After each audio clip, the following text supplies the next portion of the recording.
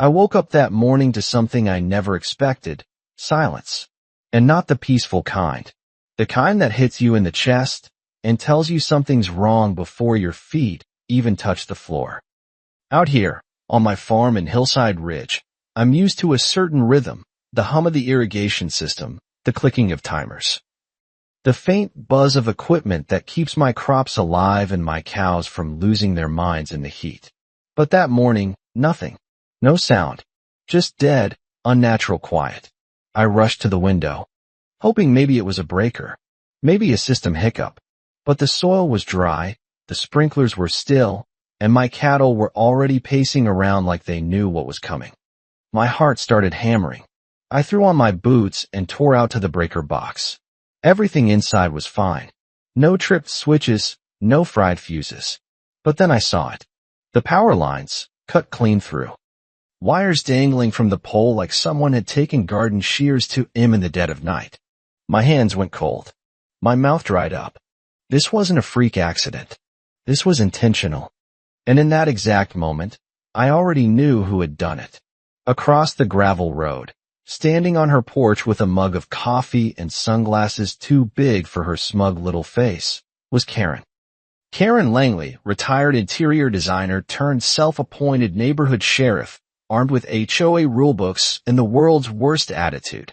She lifted her cup in a mock toast and said, "Morning, neighbor," with a smile that made my skin crawl. I walked right up to the edge of my property line, barely keeping my voice level. "Did you do this?" I pointed at the hacked-up wires. My voice cracked more from anger than anything else. She tilted her head, played innocent. "Do what?" "You know exactly what. My irrigation system, my storage coolers. Everything depends on those lines." And someone— I jabbed a finger at the pole. Someone took cutters and shut me down. Karen took a long, slow sip from her mug and said, "Honestly, Mason, they were such an eyesore. I did us all a favor. I swear to God." I almost laughed. Not the funny kind. The kind of laugh you let out when you're holding back every instinct to explode. "A favor?" I said.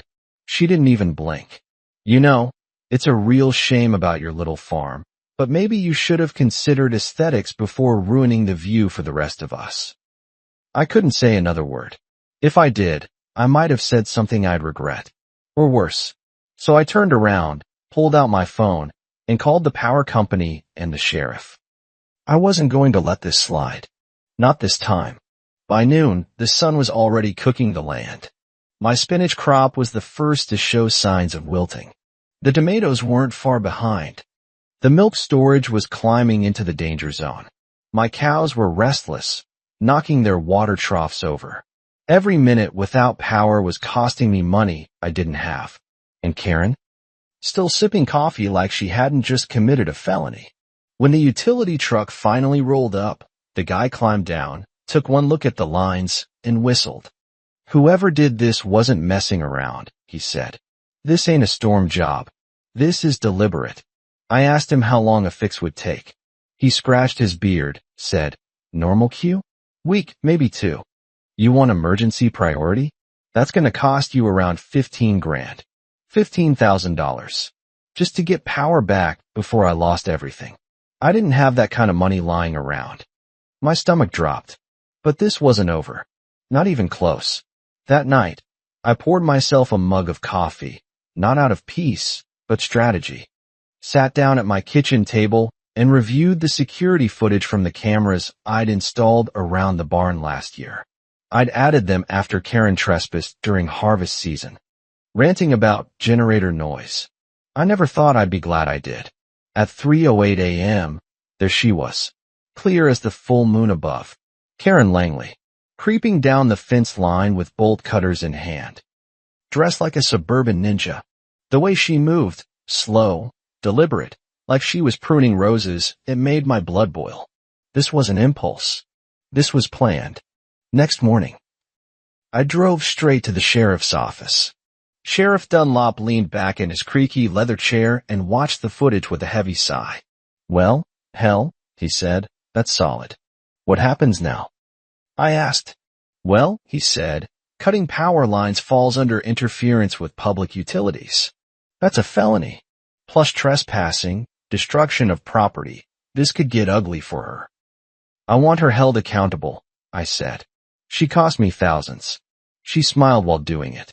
She knew exactly what she was doing. He gave me a long look, then nodded. All right then. Let's make her regret it. By that afternoon, she had a legal notice in her mailbox. I watched from across the road as she opened it, smirk turning into a frown, then into pure panic. She stormed across the gravel like a woman possessed. You're serious? She screeched, waving the papers. You're actually suing me? I didn't even flinch. Dead serious. It was just wires. This is absurd.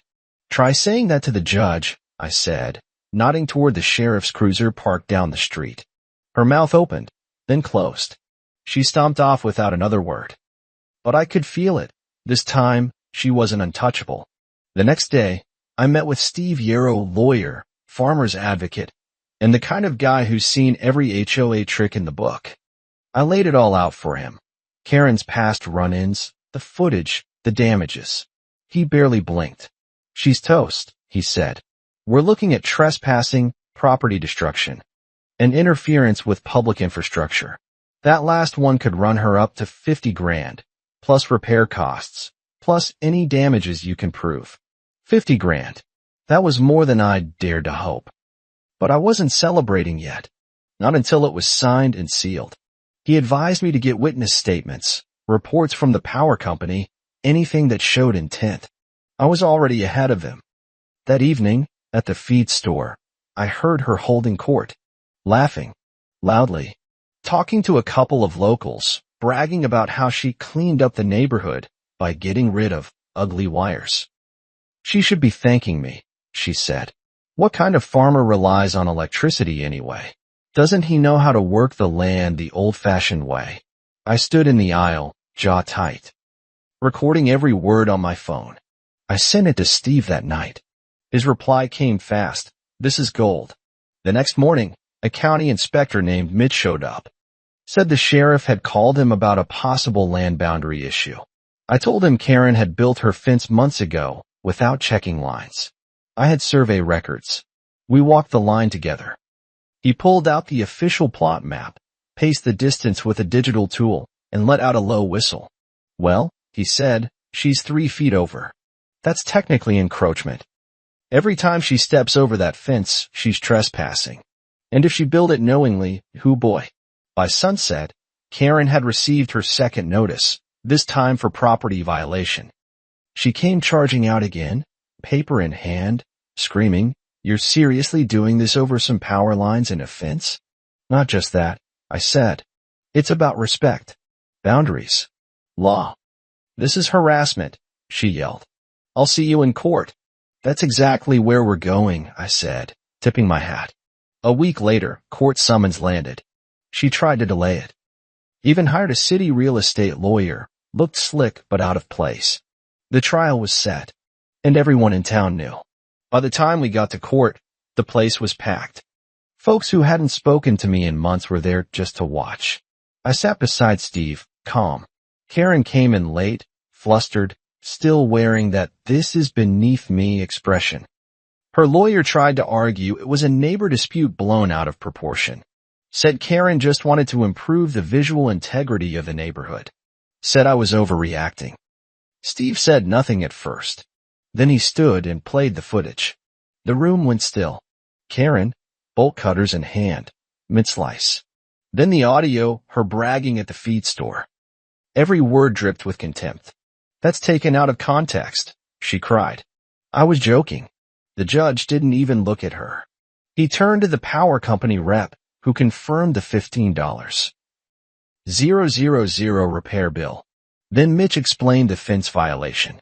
Then Steve handed over the damages, loss of produce, milk, time. The judge leaned back, hands folded. Then leaned forward. Mrs. Langley, he said, you damaged public infrastructure, trespassed, and made no effort to show remorse. I am fining you $50,000, ordering full reimbursement, and requiring the immediate removal of your illegal fence. Karen's face drained of color. 50,000? I don't have that kind of money. Then I suggest you find it, the judge said. And that was that. I walked out of the courthouse with my head high. The air felt lighter. The weight finally off. Karen? She ran it for a few days around town, but nobody listened. Within a month, she'd put her house up for sale. Word is, the buyer was an engineer with the electric company. Said he's planning to upgrade the local grid. More power lines. Bigger ones. Right past her old porch. And me? I used the settlement to install solar. Reinforced my fences. Upgraded my water systems. That disaster she caused? It became an opportunity. Last time I saw her, she was loading boxes into a U-Haul. Looked at me like she wanted to spit venom. But nothing came out. Just silence. And you know what? That silence. It finally felt good. Now let me ask you. If someone sabotaged your livelihood, would you fight back? Or let it go? At what point does neighborly peace become letting bullies win? Let me know in the comments. Because sometimes justice isn't just about payback, it's about finally being heard.